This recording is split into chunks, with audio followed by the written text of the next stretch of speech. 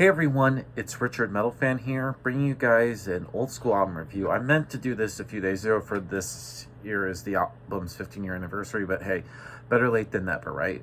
And as you can see below the title, today we're going to be talking about, in my opinion, probably my favorite deathcore band right now, and now we're talking about The Disease and the Poison by Carnifex, the band's second album released on June 24th, 2008 through Victory Records.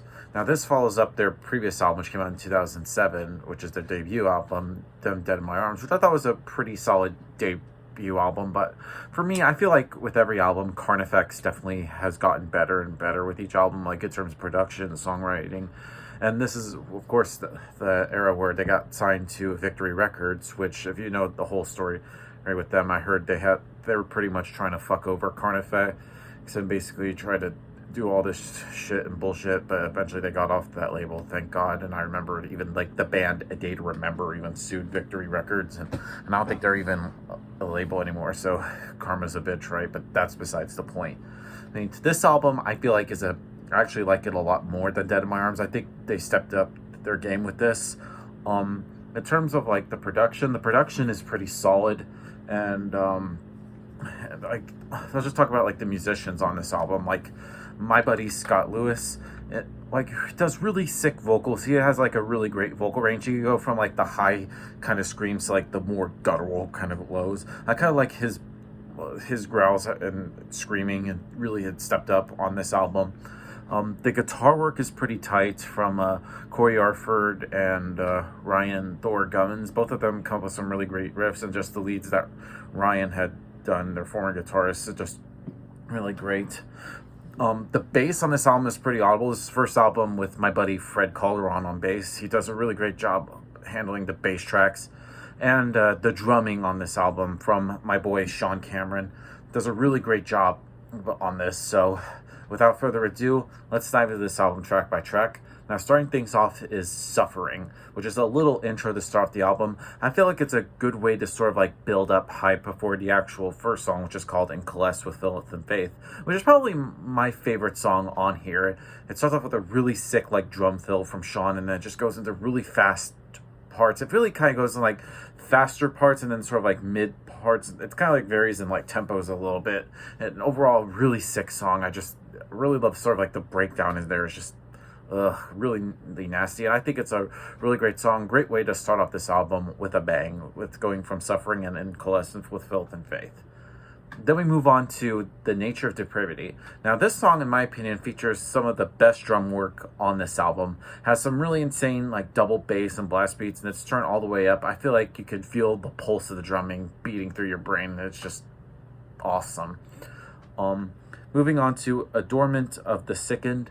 Now, the intro to this song feels straight up death metal. And that's one thing I love about Carnifex, pretty much apart from all the other deathcore bands. They definitely have like that straight death metal feel. Even like with more their modern stuff is more, also has hints of black metal too.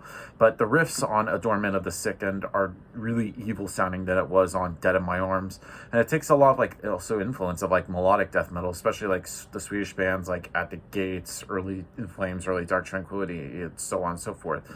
I feel like some people, even I've heard, compare it to like the standard clones of Black Dahlia Murder for this, but I feel like that's way far from that.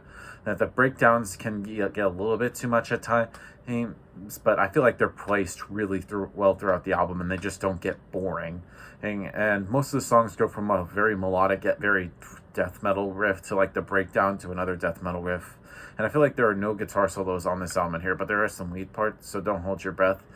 But that doesn't really take away from like the intensity of the music. It shows that the band does not really need to rely on guitar solos and technical riffings to make an album really that good. Next song on the album is called Innocence Died Screaming. Now this song has some really great riffs, just from a technical standpoint, it's just really amazing, and some really sick blast beats. And I feel like in my opinion it's the most technical song on here. And then we move on to the title track of the album, The Disease and the Poison. Now this song starts off quite well with some heavy riffing and thunderous drumming, which could make way for some bleeding ears. And I feel like the song just is brutal overall. Something that could get you going in the morning to help start your day. It's just a really great song. And then we get to My Dead and Dark Dreams. Another sick song, kind of similar in the vein of the title track. Just perfect. Sadistic Embrace. Now this song just gets right to the point. Just doesn't fuck around. Same with the next two songs being Answers in Morning, Aortic Dissection, and Amongst Good Shadows. Like, all those songs just really are just fucking ass beaters from beginning to end.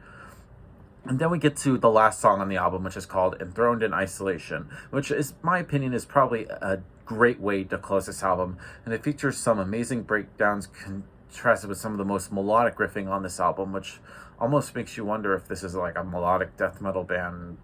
But it's still Carnifex, but still it's quite rad, and I think it's a pretty interesting way to end this album. Now overall, Disease and the Poison by Carnifex is a pretty good album, I should say. So I'm going to give this album a score. I'm going to give this probably a solid 8.5 out of 10. So yeah, that's my review of Disease and the Poison by Carnifex, guys. Let me know in the comments what you guys think about it, and I'll see you all in the next video. And as always, keep it metal.